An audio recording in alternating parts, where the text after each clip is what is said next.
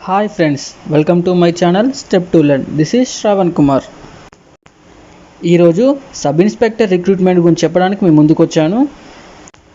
వాటి గురించి తెలుసుకునే ముందు నా ఛానల్ని సబ్స్క్రైబ్ చేయని వాళ్ళు ఉంటే సబ్స్క్రైబ్ చేయండి. ఈ జాబ్ వివరాలు నిరుద్యోగులకు ఉపయోగపడేలా షేర్ చేయండి. నా ఈ వీడియో మీకు నచ్చినట్లయితే లైక్ అండ్ కామెంట్ చేయండి. స్టాఫ్ సెలక్షన్ కమిషన్ వారు సబ్ ఇన్స్పెక్టర్ పోస్టులకి నోటిఫికేషన్ విడుదల చేశారు. ఒకసారి వివరాల్లోకి వెళ్ళినట్లయితే ఈ నోటిఫికేషన్ ద్వారా ఫిలప్ చేయాలనుకుంటున్న పోస్టులు సబ్ ఇన్స్పెక్టర్ జీడీ in CAPFs, sub inspector executive in Delhi police. ఈ పోస్టులు నాన్ గెజిటెడ్ పోస్టులు అండి. అంతేకాకుండా శాలరీ వివరాలు కూడా దీంట్లో మెన్షన్ చేశారు. శాలరీ స్కేల్ చూసినట్లయితే 35,400 నుంచి స్టార్ట్ అవుతుందండి.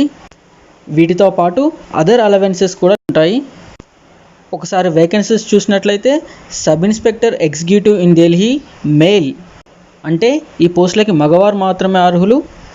ఇక్కడ మెన్షన్ చేసినటువంటి పోస్టులకి ఓపెన్ కేటగిరీ వారికి మరియు departmental candidates, ex service mens వారికి అందరికీ కూడా అవకాశం కల్పించారు. ఈ పోస్టులకి టోటల్ వ్యాకెన్సీస్ కేటగిరీ వైజ్ చూసినట్లయితే అన్రిజర్వ్డ్కి 41, ఈడబ్ల్యూఎస్కి 10, ఓబీసీకి 10, ఎస్సీ కేటగిరీకి 13, ఎస్టీ కేటగిరీకి 17, టోటల్గా 91 పోస్టులు ఉన్నాయండి. అదేవిధంగా sub inspector executive in Delhi police female candidates చూసినట్లయితే వేరే ఎవరికి అవకాశం కల్పించకుండా ఓన్లీ ఓపెన్ కేటగిరీ మాత్రమే దీంట్లో మెన్షన్ చేశారు.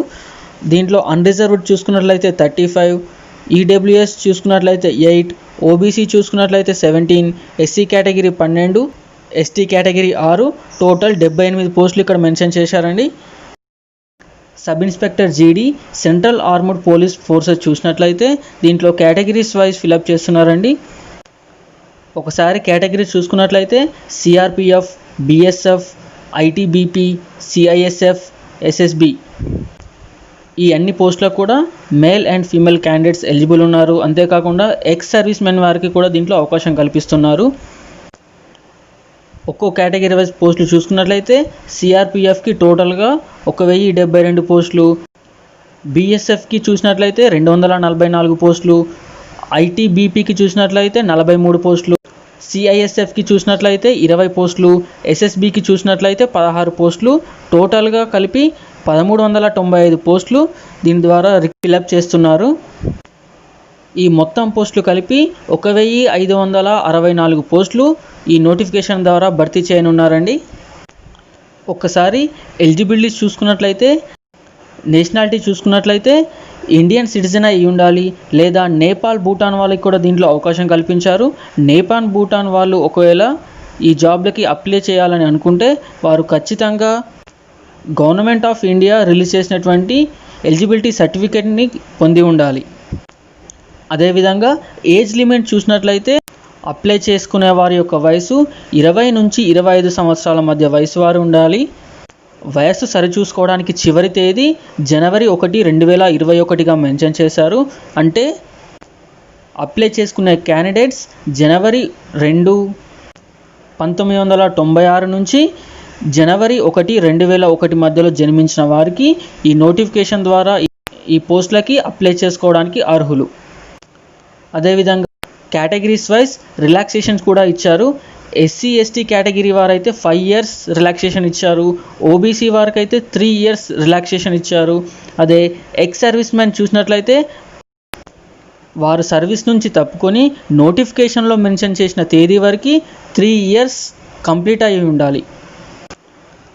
జనరల్ కేటగిరీ చూసినట్లయితే 30 years మ్యాక్సిమం ఏజ్ లిమిట్ అనేది ఇక్కడ మెన్షన్ చేశారు. విడోస్ లేదా డివర్స్డ్ ఉమెన్కి కూడా 35 years వరకు కూడా ఏజ్ లిమిట్ ఇచ్చారు. అదేవిధంగా విడోస్, డివర్స్డ్ ఎస్సీ ఎస్టీ కేటగిరీ వారైతే 40 years ఏజ్ లిమిట్ ఇచ్చారు. అదేవిధంగా డిపార్ట్మెంటల్ క్యాండిడేట్స్ అయితే వారికి అన్రిజర్వ్డ్ వారికి 30 years ఏజ్ లిమిట్ ఇచ్చారు. డిపార్ట్మెంటల్ క్యాండిడేట్స్ ఓబీసీ వారికి 33 years ఏజ్ లిమిట్ ఇచ్చారు. అంతేకాకుండా departmental candidates SC ST category వారైతే up to 35 years age limit అనేది ఇక్కడ నోటిఫికేషన్లో మెన్షన్ చేశారు. అంతేకాకుండా ఎడ్యుకేషనల్ క్వాలిఫికేషన్ చూసినట్లయితే జనవరి 1, 2021 వరకు వారి యొక్క డిగ్రీ క్వాలిఫికేషన్ అనేది పూర్తి చేసుకొని ఉండాలి. అన్ని పోస్టులకి కూడా క్వాలిఫికేషన్ డిగ్రీగానే ఈ నోటిఫికేషన్ ద్వారా మెన్షన్ చేశారు. ఖచ్చితంగా ఎవరైతే నోటిఫికేషన్లో మెన్షన్ చేసిన తేదీ వరకు డిగ్రీ క్వాలిఫై అయి ఉంటారో వారికి మాత్రమే ఈ పోస్టులకి అర్హులుగా ఈ నోటిఫికేషన్లో మెన్షన్ చేశారు. సబ్ ఇన్స్పెక్టర్ ఢిల్లీ పోలీస్ చూసుకున్నట్లయితే వారికి ఖచ్చితంగా లైట్ మోటార్ వెహికల్ యొక్క లైసెన్స్ అనేది ఖచ్చితంగా నోటిఫికేషన్లో మెన్షన్ చేసిన తేదీ అంటే జనవరి 1, 2021 వరకు వారు లైసెన్స్ని కలిగి ఉండాలి. ఎవరికైతే light motor vehicle, motorcycle and car licence లేనట్లయితే వారు కేవలం సిఏపిఎఫ్ పోస్టులకు మాత్రమే అర్హులు. వారు ఢిల్లీ పోలీస్ సబ్ ఇన్స్పెక్టర్కి అర్హులు కాదు. ఒకసారి చేసుకునే విధానం చూసినట్లయితే ssc.nic.in అఫీషియల్ వెబ్సైట్ని సందర్శించి అక్కడి నుండి మాత్రమే అప్లై చేసుకోవాలి. మీకు అఫీషియల్ వెబ్సైట్ కింద డిస్క్రిప్షన్లో మెన్షన్ చేస్తున్నాను ఫ్రెండ్స్. అప్లై చేసుకోవాలనుకుంటే కింద డిస్క్రిప్షన్లో మెన్షన్ చేసిన లింక్ ద్వారా మీరు అప్లై చేసుకోవచ్చు. అప్లై చేసుకోవాలంటే ఖచ్చితంగా 1 టైం రిజిస్ట్రేషన్ చేసి ఉండాలి. 1 టైం రిజిస్ట్రేషన్ యొక్క డ్యూరేషన్ టైం కూడా 3 మంత్స్గా మెన్షన్ చేశారు. అంటే 3 మంత్స్ లోపల 1 టైం రిజిస్ట్రేషన్ అనేది అప్డేట్ అయ్యి ఉండాలి. 3 మంత్స్ కన్నా ముందు అప్డేట్ అయ్యి ఉంటే అది దీనికి వ్యాలిడ్ చేయట్లేదు. అలా 1 టైం రిజిస్ట్రేషన్తో ఓపెన్ చేసిన తర్వాత రిమైనింగ్ అప్లికేషన్ ఫామ్ యొక్క డీటెయిల్స్ అనేవి పూర్తిగా ఫిలప్ చేసి సబ్మిట్ చేయాలి. ఒకసారి అప్లై చేయడానికి కావాల్సిన ముఖ్యమైన తేదీలు ఒకసారి గమనించినట్లయితే ఆన్లైన్ సబ్మిషన్ జూన్ 17, 2020 నుంచి జూలై 16, 2020 వరకు ఉందండి. అదేవిధంగా ఫీ పేమెంట్ చేయడానికి చూసినట్లయితే జూలై 18 వరకు కూడా అవకాశం కల్పించారు. ఒకవేళ ఆఫ్లైన్ చాలన్ ద్వారా పే చేయాలి అనుకుంటే జూలై 20 వరకు కూడా ఛాన్స్ ఇచ్చారు. అంతేకాకుండా బ్యాంక్ ద్వారా చాలన్ పే చేయాలి అనుకుంటే జూలై 22 వరకు టైం అనేది ఇచ్చారు. అంతేకాకుండా ఎగ్జామినేషన్ డేట్స్ చూసినట్లయితే 2 ఎగ్జామ్స్ని ఇక్కడ మెన్షన్ చేశారు. ఒకటి పేపర్ 1, 2 పేపర్ 2. 2 కూడా కంప్యూటర్ బేస్డ్ ఎగ్జామ్సే అని ఇక్కడ నోటిఫికేషన్లో మెన్షన్ చేశారు.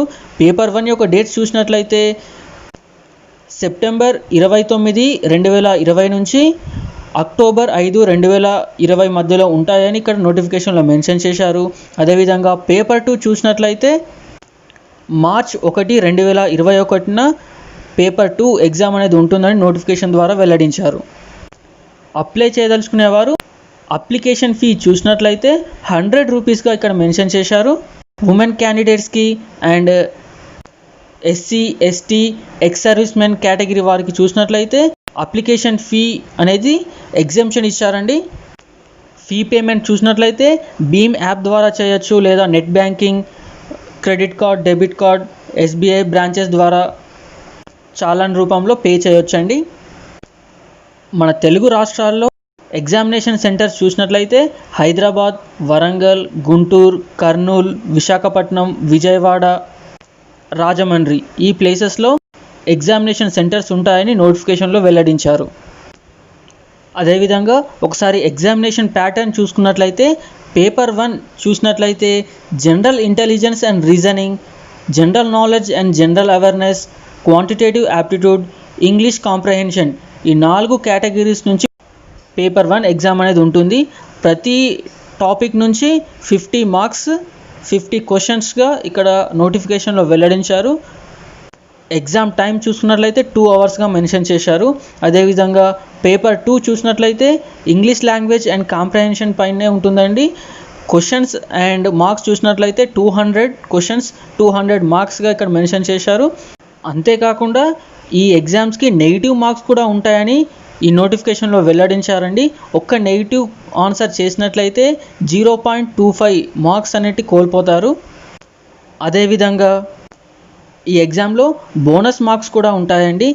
NCC సర్టిఫికేట్ ఉన్న వారికైతే బోనస్ మార్క్స్ ఉంటాయని కూడా ఈ నోటిఫికేషన్లో వెల్లడించారు. NCC C సర్టిఫికేట్ ఉన్నట్లయితే 10 మార్క్స్, NCC B సర్టిఫికేట్ ఉన్నట్లయితే 6 మార్క్స్, NCC A సర్టిఫికేట్లు ఉన్నట్లయితే 4 మార్క్స్ బోనస్ మార్క్స్ ఉంటాయని ఈ నోటిఫికేషన్లో వెల్లడించారు. అదేవిధంగా ఫిజికల్ స్టాండర్డ్స్ చూసినట్లయితే మేల్ క్యాండిడేట్ యొక్క ఫిజికల్ స్టాండర్డ్స్ హైట్ చూసినట్లయితే 170 సెంటీమీటర్స్ హైట్ ఉండాలి. అండ్ చెస్ట్ చూసినట్లయితే ఎక్స్పాండెడ్ అండ్ అన్ఎక్స్పాండెడ్ యొక్క డిఫరెన్స్ అనేది 80-85గా ఉండాలి. అదేవిధంగా ఇక్కడ మెన్షన్ చేసినటువంటి హిల్ ఏరియాలో ఉన్నటువంటి క్యాండిడేట్స్ అయితే height 165 centimetres, chest unexpanded expanded చూసినట్లయితే 80-85గా ఉండాలి. ఎస్టీ క్యాండిడేట్స్ ఆల్ క్యాండిడేట్స్కి చూసినట్లయితే 162.5 సెంటీమీటర్స్ హైట్ ఉండాలి. అన్ఎక్స్పాండెడ్ ఎక్స్పాండెడ్ చెస్ట్ చూసినట్లయితే 77-82గా ఉండాలి. ఫీమేల్ క్యాండిడేట్స్ చూసినట్లయితే 157 హైట్ ఉండాలి. చెస్ట్ అనేది ఫీమేల్ క్యాండిడేట్స్కి మెజర్మెంట్ చేయరు. అదేవిధంగా ఫీమేల్ క్యాండిడేట్స్ హిల్ ఏరియా వారు ఉన్నట్లయితే వారికి 155 సెంటీమీటర్ హైట్ ఉండాలి. ఒకవేళ ఎస్టీ క్యాండిడేట్ ఫీమేల్ అయ్యి ఉంటే 154 సెంటీమీటర్ హైట్ ఉండాలి. అదేవిధంగా వెయిట్ చూసినట్లయితే హైట్కి తగ్గ మెజర్మెంట్ లిస్ట్ అనేది ఉంటుంది. ఆ లిస్ట్ ద్వారా సెలెక్షన్ చేస్తారు. ఆ లిస్ట్ అనేది మీకు ఈ వీడియో చివరన మీకు అందిస్తాను, కాబట్టి వీడియో లాస్ట్ వరకు కూడా చూడండి. అదేవిధంగా ఫిజికల్ ఎండ్యూరెన్స్ టెస్ట్ మొత్తం పోస్టులకి కూడా చూసినట్లయితే మేల్ క్యాండిడేట్స్కి 100 మీటర్స్ని 16 సెకండ్స్లో కంప్లీట్ చేయాలి. 1.6 కిలోమీటర్స్ని 6.5 మినిట్స్లో కంప్లీట్ చేయాలి. లాంగ్ జంప్ చూసినట్లయితే 3.65 మీటర్స్ లాంగ్ జంప్ చేయాలి. దానికి 3 ఛాన్సెస్ ఇస్తారండి. హై జంప్ చూసినట్లయితే 1.2 మీటర్స్ హై జంప్ చేయాలి. దానికి కూడా 3 ఛాన్సెస్ ఇస్తారు. షార్ట్ పుట్ చూసినట్లయితే 4.5 మీటర్స్ అనేది త్రో చేయాలి. దానికి కూడా 3 ఛాన్సెస్ అనేటిది ఇస్తారు. ఫీమేల్ క్యాండిడేట్స్కి చూసినట్లయితే 100 మీటర్స్ని 18 సెకండ్స్లో కంప్లీట్ చేయాలి. 800 మీటర్స్ని 4 మినిట్స్లో కంప్లీట్ చేయాలి. లాంగ్ జంప్ అయితే 2.7 మీటర్స్ 3 ఛాన్సెస్లో లాంగ్ జంప్ చేయాలి. హై జంప్ చూసినట్లయితే 0.9 మీటర్స్ 3 ఛాన్సెస్లో కంప్లీట్ చేయాలి. అదేవిధంగా హెల్త్ పరంగా చూసినట్లయితే అన్ని రకాల హెల్త్ అండ్ మెడికల్ చెకప్స్ చేసి మిమ్మల్ని ఈ జాబ్లోకి తీసుకుంటారు. అదేవిధంగా ఎవరైనా ఈ ఎగ్జామ్లో కాపీయింగ్కి పాల్పడితే మీరు చేసిన తప్పును బట్టి 2 ఇయర్స్ నుంచి 7 ఇయర్స్ వరకు ఎలాంటి ఎగ్జామ్స్ రాయకుండా, అంటే ఎస్ఎస్సి కండక్ట్ చేసినటువంటి ఎలాంటి ఎగ్జామ్స్ రాయకుండా మిమ్మల్ని డిబార్ చేస్తారు. ఈ వీడియో చివరిలో ఎగ్జామ్కి ప్రిపేర్ అవ్వాల్సిన టాపిక్స్, హైట్ వెయిట్ మెజర్మెంట్ సంబంధించిన చార్ట్, ఏవైనా రిలాక్సేషన్స్ ఉంటే వాటికి కావాల్సిన సర్టిఫికెట్స్ అనేటివి వీడియో చివరిలో కూడా మీకు మెన్షన్ చేస్తున్నాను. కాబట్టి ఈ వీడియో పూర్తిగా చూసి ఆ సర్టిఫికెట్స్ని కూడా మీరు పొందుపరచుకోండి. ఇది ఫ్రెండ్స్ ఈనాటి నా జాబ్ అలర్ట్. నా వీడియో కనుక మీకు నచ్చినట్లయితే లైక్, కామెంట్ అండ్ షేర్ చేయండి. మరిన్ని జాబ్ అలర్ట్స్ కోసం నా ఛానల్ని సబ్స్క్రైబ్ చేసి బెల్ ఐకాన్ ప్రెస్ చేయండి. Thank you friends. See you soon.